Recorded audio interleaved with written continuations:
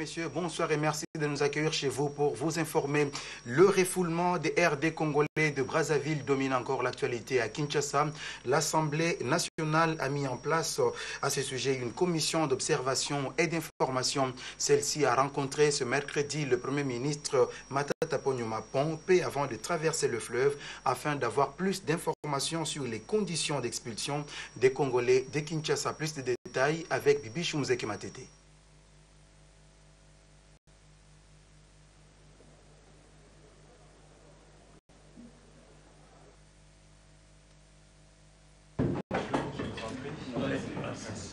Comment s'est organisé l'accueil des Congolais expulsés du Congo-Brazzaville? Quelles sont leurs conditions d'hébergement et comment faudra-t-il les rapatrier dans leur province d'origine? C'est entre autres autour de ces préoccupations qu'ont échangé les membres de la mission d'observation de l'Assemblée nationale sur la question des refoulés de Brazzaville avec le chef du gouvernement Matata Ponyo. La délégation des députés a ensuite audité. Christophe Muzungu leur a relaté les faits. Nous allons partir sur terrain pour voir nos compatriotes dans les sites qui leur ont été réservés. Et donc nous allons discuter un peu avec eux avant de voir l'éventualité de faire une mission à Brazzaville. Nous sommes en train de mener une mission d'information et d'observation dans le cadre de la diplomatie parlementaire. Bien auparavant, le Premier ministre a reçu en audience le comité d'organisation du 40e anniversaire du combat du siècle entre Georges Foreman et Mohamed Ali. Les membres de ce comité ont annoncé l'organisation d'un gala de boxe le 28 juin prochain et la création des académies de boxe pour permettre aux boxeurs congolais de s'entraîner dans de bonnes conditions. Ce grand événement connaîtra également la participation des champions du Congo et d'Afrique ainsi que de Junior Ilunga, triple champion des lourds légers de la WBC. En outre, la situation des compatriotes refoulés de Brazzaville a constitué l'un des points abordés par le porte-parole du gouvernement Lambert Mende Omalanga au cours de la conférence de presse qu'il a animée ce mercredi, tout en déplorant les dérapages enregistrés dans le refoulement des Congolais de la République démocratique du Congo de Brazzaville. Le porte-parole du gouvernement Lambert Mende Omalanga a rappelé les dispositions prises par son gouvernement pour prendre en charge les personnes refoulées. Il est au micro de Richard Chako Kaningele. Qui est en réalité mise en œuvre par l'acte. À défaut d'obtenir l'arrêt des expulsions de nos compatriotes, parce que pareille décision ne relève que de la souveraineté d'un État, il a été convenu par les deux parties, un, que les auteurs d'abus préjudiciables aux Congolais de RDC expulsés au sein des forces de sécurité du Congo-Brazzaville soient identifiés et punis. Deux, que les personnes de nationalité congolaise de RDC résidant régulièrement au Congo-Brazzaville ne fassent plus l'objet de tracasseries tout à fait illégales. Trois, que les principes du droit international et des droits élémentaires de la personne humaine soient scrupuleusement respectés lors des expulsions régulières. Nous avons par la suite été informés qu'une dizaine d'éléments des forces de police du Congo-Brazzaville présumés auteurs d'actes répréhensibles à l'encontre des Congolais de RDC expulsés ont été déférés effectivement devant la justice de leur pays. Une vingtaine d'autres membres de cette police, pour les mêmes raisons, ont été simplement radiés des rangs des forces de l'ordre. Ici à Kinshasa, le gouvernement provincial de la ville-province de Kinshasa a ouvert un site d'accueil et de transit pour les refoulés dans l'ex-stade du 24 novembre, aujourd'hui stade Cardinal Manula, et dans l'enceinte de la commune de Kinshasa. Un certain nombre de mesures sécuritaires et d'hygiène y ont été prises pour protéger autant que faire se peut la santé de ses compatriotes pendant leur transit en ces lieux. Nous avons par ailleurs, il y a quelques 2 jours, enregistré des réactions de l'autre côté du fleuve, comme lorsque le porte-parole de la police de Brazzaville a formellement relayé l'interdiction faite à la population de se mêler de cette opération, parce qu'il y avait des sortes de prises à partie, de lynchage de nos compatriotes. Il était donc interdit à cette population de se mêler de cette opération définie comme une opération de police, autrement qu'à titre de renseignement. Puis, il a été question d'une liste de 200... Dans l'actualité judiciaire, 100 personnes pensionnaires de la prison militaire de Ndolo et de la prison centrale de Makala, bénéficiaires de la loi de l'amnistie pour faits insurrectionnels, infractions de guerre et politiques, ont recouvré leur liberté ce mercredi. Il s'agit entre autres des membres de Bundu Dia Congo, du mouvement du 23 mars, de l'Imperium de Diomindongala et autres. Le député national MSR, Moindo Nzengi, est aussi compté parmi les libérés. Nous allons y revenir dans nos prochaines éditions. À l'hémicycle du Palais du Peuple, les députés nationaux ont eu une séance de plénière avec 2 questions d'actualité avec débat et une autre question d'actualité sans débat adressée au ministre du Plan sur le programme d'urgence pour la reconstruction des territoires récupérés par les forces armées de la République démocratique du Congo dans le cadre de l'opération Sokola. Les 2 premières questions d'actualité avec débat ont porté sur l'usage de l'équipement des entreprises de télécommunications en République démocratique du Congo, adressée au ministre des PTNTIC, et la seconde au ministre de l'économie nationale ayant trait à la hausse des prix des biens de consommation sur le marché. Dans un débat riche, les élus du peuple ont, dans leurs interventions, cherché à comprendre les contours de la hausse des prix des biens de première nécessité, mais également le ministre des PTNTIC a pu s'expliquer sur les dysfonctionnements observés dans le secteur des télécommunications. La séance plénière a été suspendue. Elle reprend le vendredi sur ces 2 questions d'actualité. Le groupe de travail de la société civile de la République démocratique du Congo a lancé officiellement le projet et les activités une année après la signature de l'accord cadre d'Addis Abeba. Ces acteurs étatiques et non étatiques vont analyser le rapport préliminaire sur la mise en œuvre de cet accord et la résolution 2098 du Conseil de sécurité de l'Organisation des Nations Unies. Pour en savoir plus, suivez cette correspondance depuis Goma de Marty Dacrozolemba.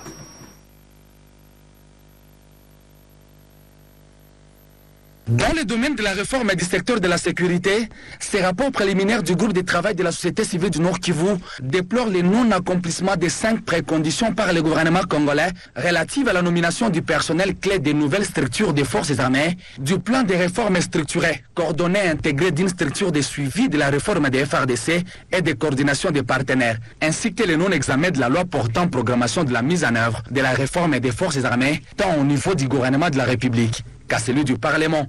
Abordant l'angle de la justice, le communiqué précise que le rapport craint que la loi d'amnistie n'ait contribué à l'instauration de l'impunité et déplore le peu d'efforts réalisés à ce jour par les autorités congolaises en vue de l'adoption de la loi de mise en œuvre du statut de Rome de la Cour pénale internationale et celle relative aux chambres spécialisées mixtes pour réprimer les auteurs de violations graves des droits de l'homme et du droit international humanitaire. D'après Maître Omar Kavota, vice-président et porte-parole de la société civile du Nord Kivu, au-delà de la zone couverte par les mandats de la brigade d'intervention des Nations Unies, la dégradation de la situation sécuritaire s'observe encore.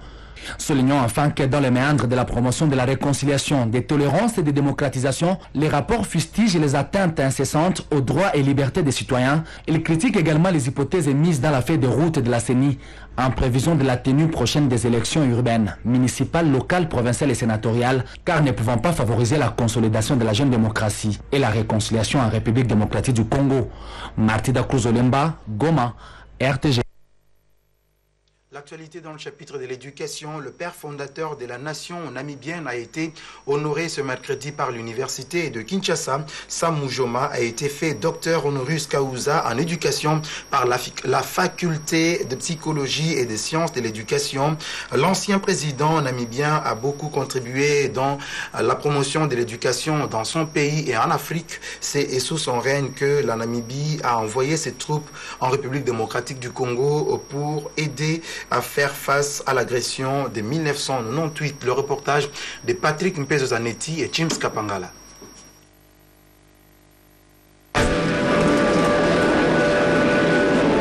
Par cet acte posé par la faculté de psychologie et des sciences de l'éducation de l'université de Kinshasa, c'est toute la nation congolaise qui rend hommage au père fondateur de la Namibie. Sam Mujoma a été fait docteur honoris causa en éducation.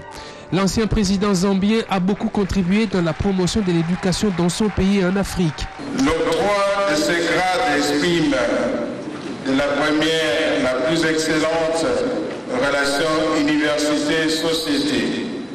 En effet, si l'université est chargée de former le futur cadre de la société et d'entreprendre des recherches devant conduire à la résolution des problèmes sociaux, elle s'attelle également, dans le cadre de sa mission de service à la communauté, à honorer des personnalités exceptionnelles qui ont contribué d'une manière ou d'une autre à l'épanouissement de leurs concitoyens et au développement de leur nation et de leur continent. Sam Moujoma est un véritable modèle en éducation. Il est rentré aux études alors qu'il était président de la République. Il a déjà obtenu plus de 40 distinctions honorifiques à travers le monde. Je suis by the warm and fraternal reception que nous avons réservé à tous. The splendor and the magnificence of the ceremonial setting is heartwarming. Notez que c'est pendant le règne de Moujoma que la Namibie a envoyé ses troupes en RDC pour riposter contre l'agression rwando-ougandaise. Félicitations à l'ancien président namibien. Éducation toujours, comme chaque année, la République démocratique du Congo célèbre le 30 avril la journée de l'enseignement national. À Kinshasa, un défilé des élèves et enseignants a été organisé au chaque club de la commune de la Gombe. Le thème retenu cette année est toujours pour l'éducation de qualité. On en parle avec Martin Pamphile Kayombo et Francis Yamundele.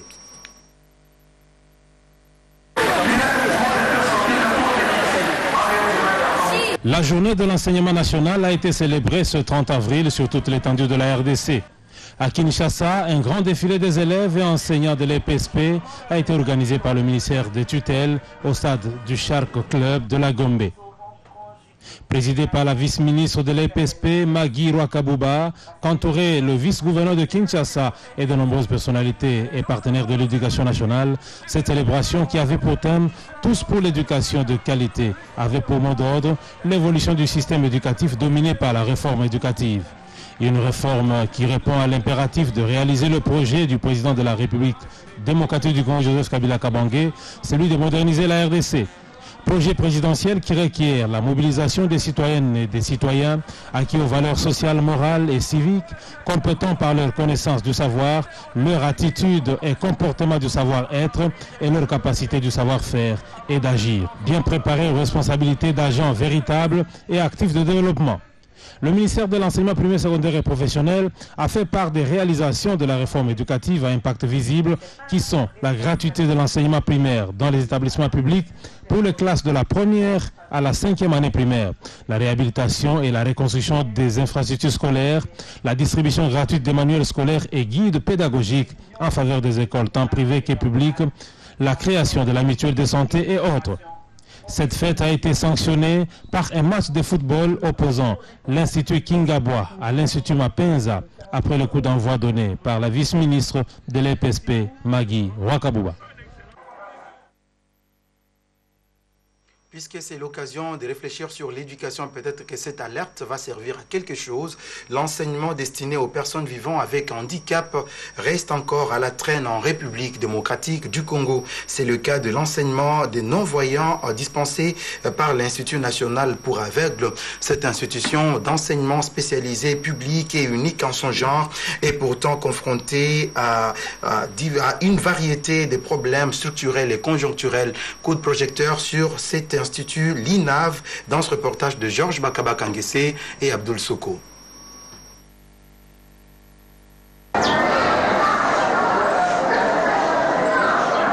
Faisant partie des branches qui constituent les filières de l'éducation en RDC, l'enseignement spécialisé des personnes non-voyantes est dispensé à l'Institut national pour aveugles INAV. Cette institution spécialisée publique et unique est installée dans l'enceinte du site du Centre de rééducation pour handicapés physiques à Gombe. L'INAV assure l'éducation et l'instruction des non-voyants en vue de leur intégration dans la société. C'est le cas de cette classe d'intégration primaire qui regroupe 19 élèves, certains avec de multiples handicaps. Selon les institutrices, un élève non-voyant vaut 10 élèves valides, de quoi illustrer les difficultés qui conditionnent l'enseignement spécialisé. L'enseignement qu'on appelle enseignement spécial, et cet enseignement est souvent oublié dans notre pays. Il y a une direction à l'EPSP, il s'agit de l'enseignement spécial, mais c'est une direction qui ne fait rien pour remonter ou faire avancer cet enseignement. Nous-mêmes, nous nous débrouillons pour façonner ces enfants. Ce n'est pas facile. Vous êtes allés dans les salles de classe là-bas, vous avez vu dans quelles conditions les enfants étudient là-bas. Nous avons plusieurs difficultés liées au matériel. Qu'à cela ne tienne, l'INAV, qui a fait ses preuves depuis plus de 40 ans, poursuit sa mission sans désemparer. Mais face à la croissance des besoins et à la nécessité d'intégrer un plus grand nombre de non-voyants, il est impérieux de revaloriser et de requalifier ce bijou indispensable au développement de la RDC. Dans le même chapitre, les délégués des syndicats des enseignants de la République démocratique du Congo ont célébré à leur manière cette journée. Il était question pour eux de faire le bilan des conditions de l'enseignement en République démocratique du Congo. À Matadi, dans la province du Bas-Congo, ces enseignants ont organisé une marche à l'occasion donc de la journée de l'enseignement. Le reportage d'Abdoul Soko.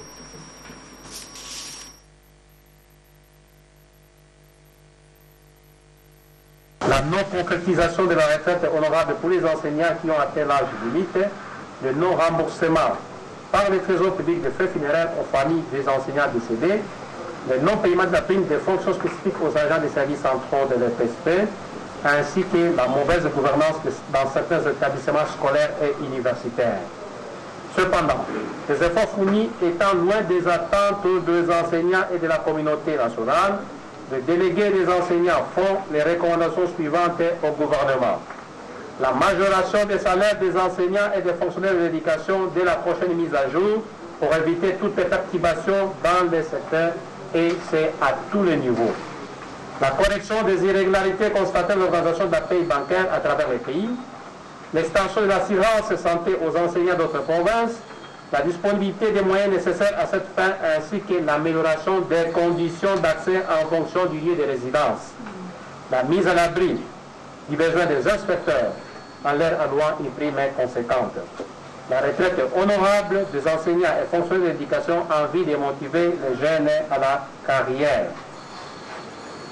S'agissant de la situation politique de l'heure, le CIECO attire l'attention de tous les acteurs politiques pour privilégier l'intérêt supérieur des Congolais, dont des enseignants, en lieu et place de leurs intérêts égoïstes, et recommande le respect strict de la Constitution. Cette déclaration vaut interpellation du gouvernement sur les revendications légitimes des enseignants et de tous les personnels de l'éducation de notre pays. Vous venez là de suivre le secrétaire général du CIECO, Jean-Pierre Kimbouya, qui était au micro d'Abdoul Soko. L'humanité célèbre ce 1er mai la fête internationale du travail. Cette année, le thème choisi est « Construire l'avenir avec le travail décent ». À la faveur de cette célébration, le ministre de l'Emploi, Travail et Prévoyance sociale, Modeste Bahati Lukwebo, a adressé un message à la nation congolaise. Suivez le ministre au micro de Martin Moudimbi Kapenga.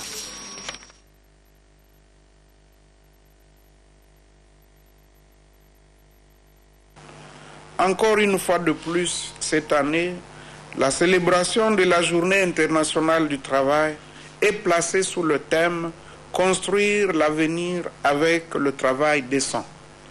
Sans pour autant déroger aux habitudes et à la tradition, le gouvernement souhaite à tous et à toutes, et particulièrement à tous les travailleurs de notre pays, indistinctement, une bonne et heureuse fête de travail et leur transmet à cette occasion un message de paix, de justice, de travail et les encourage en même temps à fournir plus d'efforts pour produire davantage afin de lutter contre la pauvreté, car le niveau des salaires est tributaire de la production.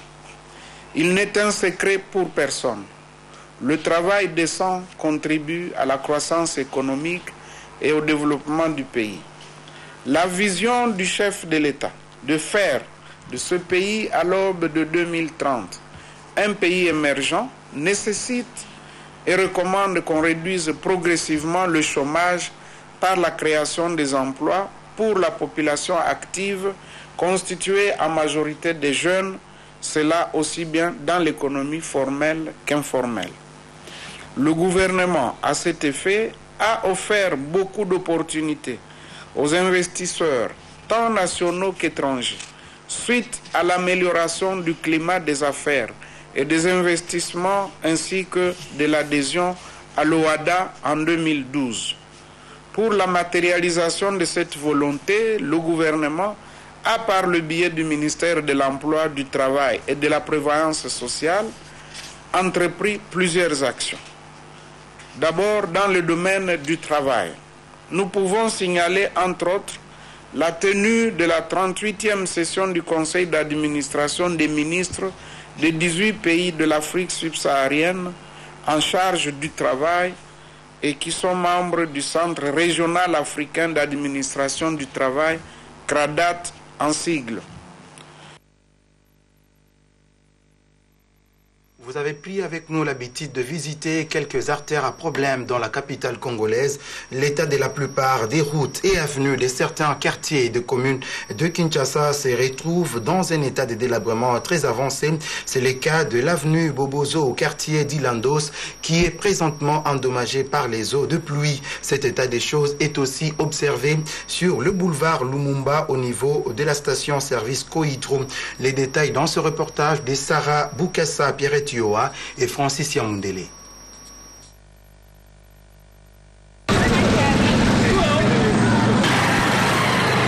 On se croirait à l'intérieur du pays, pourtant nous sommes bel et bien à Kinshasa, précisément à la première rue Limité industrielle. Depuis un certain temps, la première rue et l'avenue Bobozo se trouvent dans un état de délabrement causé par les eaux stagnantes, faute de canalisation. Les caniveaux qui existent sont bouchés et remplis de sable. Conséquence, l'eau déborde et se déverse sur la chaussée. Les habitants du quartier d'Ilandos lancent un appel à l'endroit des autorités pour la réhabilitation rapide de ces avenues. Il y a aussi les Chinois, il y a aussi des conteneurs qui entrent sur l'avenue, vous voyez. Beaucoup de conteneurs et l'avenue est abîmée. Puis l'avenue n'est pas canalisée. Puis l'eau de Kalamou, dès qu'il y a la pluie, l'eau de Kalamou, après la pluie, l'eau de Kalamou entre comme ça. Plus loin sur le boulevard Lumumba, dans son tronçon compris entre la station Koidro et l'usine de mousse Complast, cette voie publique devient de plus en plus impraticable. Les conducteurs de véhicules éprouvent d'énormes difficultés pour circuler aisément. Cette situation est à la base des embouteillages, comme le témoignent certains usagers de cette route. Poids lourd, société Ezosalana, ce bâtiment ça nous sert très bien. Et ça nous sert très bien. Tout le monde a marqué ça malais mais ça nous sert vraiment comme il faut. Avec la fin du moratoire pour le contrôle technique des véhicules et le paiement de certaines taxes routières qui se pointent à l'horizon, les conducteurs exigent à leur tour que les autorités pensent à la réhabilitation des routes. Car le mauvais état de ces infrastructures est souvent à la base des pannes à répétition de leurs véhicules. Si on a le contrôle technique, est-ce que c'est pour la banzela, si on a dit que la biso pour la université, biso to ba na université. Dobu la ba campus Izando, ba campus Victoire.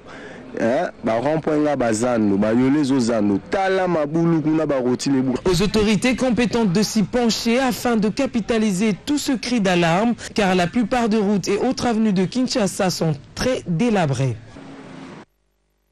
Dans un autre chapitre, les délégués syndicaux du secteur public ayant pris part aux élections syndicales de l'administration publique se sont retrouvés en assemblée générale le mardi à la Gombe. Objectif, présenter et adopter le cahier de charges à présenter tout prochainement au gouvernement de la République démocratique du Congo. Le compte rendu avec José Olitomake.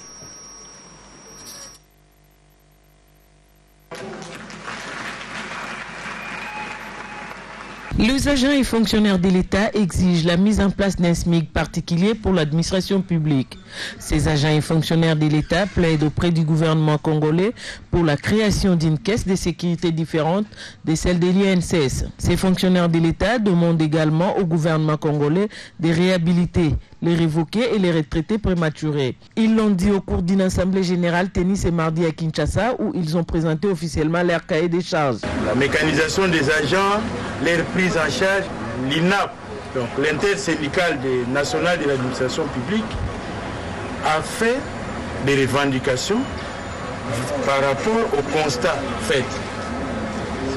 Et ces revendications, c'est notamment le respect des lois, l'examen par les deux chambres et l'adoption de la nouvelle loi portant statut du personnel de carrière publique et aussi sa promulgation par les chefs de l'État. Et une politique salariale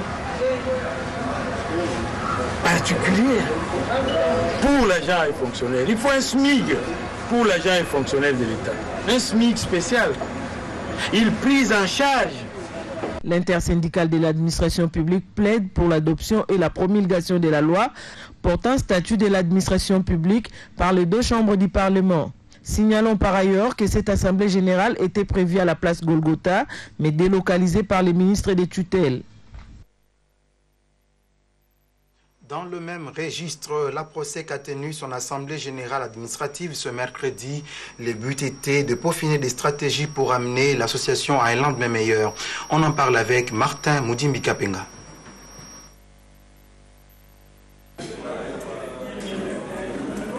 C'est une assemblée générale ordinaire qualifiée des récits. Tous les points inscrits à l'ordre du jour ont été validés en dépit de quelques recommandations formulées pour les lendemains meilleurs de l'association professionnelle des coopératives d'épargne et de crédit de la RDC. Après ces travaux qui se sont déroulés toute la journée de ce mercredi 30 avril dans la salle des réunions de Mekreco, Deo Katulania, président du conseil d'administration, y revient avec force détail. L'objectif était de présenter le rapport, de présenter le plan d'action et de le faire adopter, de présenter le budget qui va permettre de réaliser ce plan d'action. Tout ceci a été fait et a été accepté par les membres. Maintenant, au-delà de cela, il y avait quelques petites modifications au texte de base, notamment le statut des membres de l'intérieur. Ceci a été fait, accepté. Mais comme aussi nous avions des postes à pourvoir dans les organes, eh bien, les élections ont été réalisées normalement et nous avons donc comblé les trous. Au moment où je vous parle, je suis très satisfait parce que tous les organes maintenant sont au complet. L'association des ressortissants du Bas-Congo a commémoré le 54e anniversaire de la mort du fondateur et président de l'Alliance des bâtisseurs Congo, Edmond Zezalandou. À cette occasion, une messe d'action de grâce a été dite à la paroisse Saint-Joseph, qui se trouve dans la province du Bas-Congo. Pierre-Etienne Mouteba pour les détails.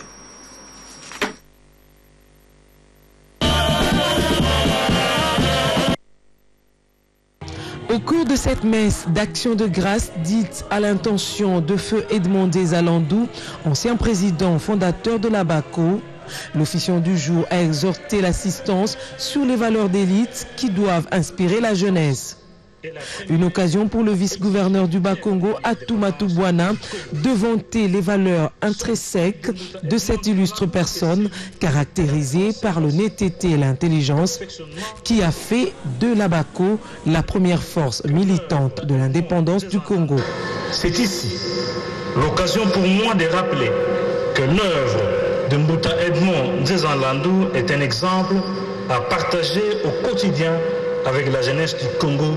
Le président de l'association des ressortissants de Bas-Congo, Ntseka Makinu, a loué le sens de sacrifice et du combat de l'ancien président de la BACO pour l'accession de la RDC à l'indépendance avant d'appeler les ressortissants du Bas-Congo à l'amour et à la cohésion provinciale en vue de son développement. Le peuple Congo est un peuple qui aime la liberté, la paix et l'indépendance. C'est grâce à lui que la RDC a acquis son indépendance. Nous sommes donc appelés à s'unir davantage pour le développement et du Bas-Congo et de la RDC. Né en 1923 à Pangou, dans le Bas-Congo, l'arrière-petit-fils du roi Alfonso Ier est décédé en 1977. Au nom de la famille, Wivin Landou a salué l'organisation et la présence des autorités de la province à cette cérémonie. Mesdames, Messieurs, c'est la fin de ce téléjournal. Merci de l'avoir suivi. Nous nous retrouvons dans un mois après mon congé de reconstitution. Restez bien chez vous.